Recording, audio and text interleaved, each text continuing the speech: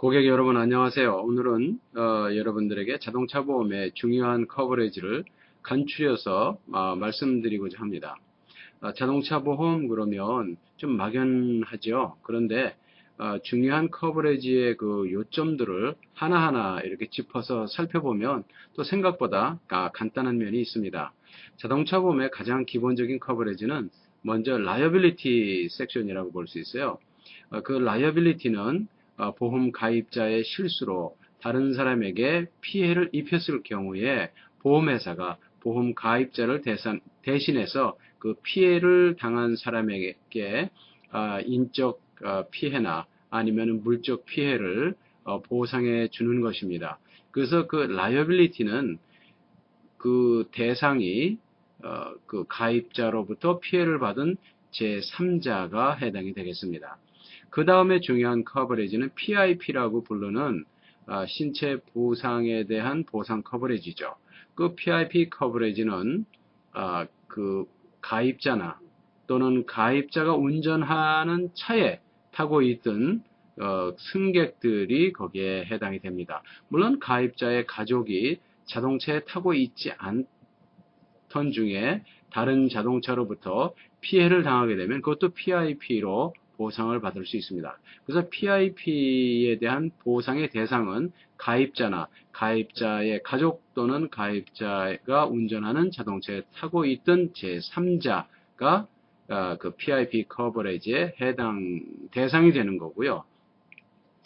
그리고 그 보상받는 범위는 메디칼 비용 또는 만약에 사망했을 경우 장례 비용 그리고 부상으로 인해서 일을 하지 못하거나 가사를 돌보지 못했을 때 그 돌보지 못한 부분을 다른 사람을 고용해서 했을 경우에 나오는 비용 그리고 이제 인컴에 대한 보상 등등이 거기에 포함되겠습니다.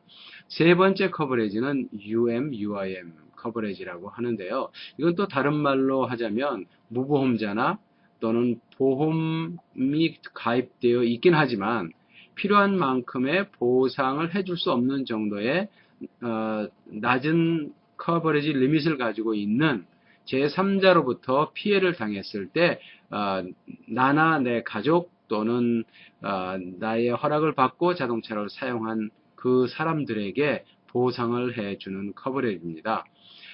그리고 네 번째 커버리지는 차체 커버리지라고 볼 수 있고요. 그 자기 그 자동차에 대한 차체 커버리지는 콜리전으로 인한 충돌로 인한 보상 커버리지와 충돌 이외의 모든 사고로 인한 보상 커버리지가 거기에 같이 들어가 있습니다.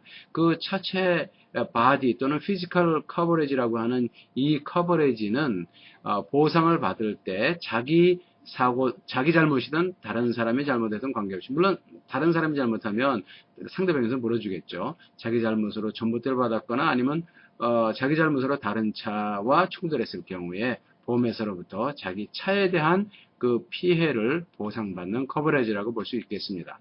그 밖에 다섯 번째로는 옵셔널 커버리지로서 거기에도 두 가지 중요한 커버리지가 있을 수 있는데요. 하나는 렌트카 보상 커버리지고 다른 하나는 토잉 커버리지입니다.